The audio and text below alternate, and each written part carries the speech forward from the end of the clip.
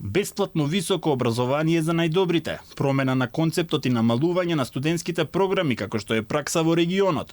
Ова на меѓународниот ден на студентите го побара председателот на Универзитетско студентско собрание, кој рече дека борбата за подобри услови за студирање не завршува тука.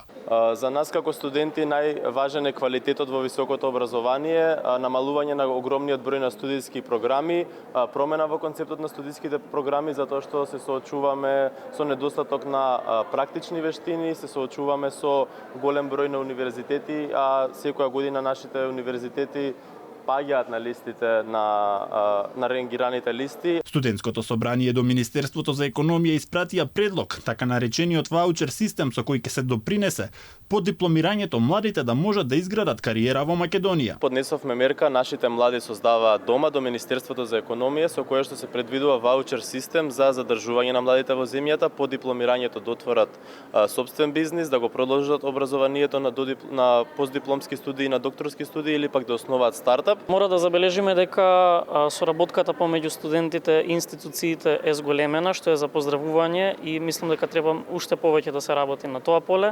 Меѓутоа недостасува многу повеќе вложување во науката, давање на можности за студентите да го искажат својот став. Националниот координатор за реформи на високото образование Солза Грчева рече дека приоритет на оваа влада се реформите, зашто е неопходна многу работа од сите чинители.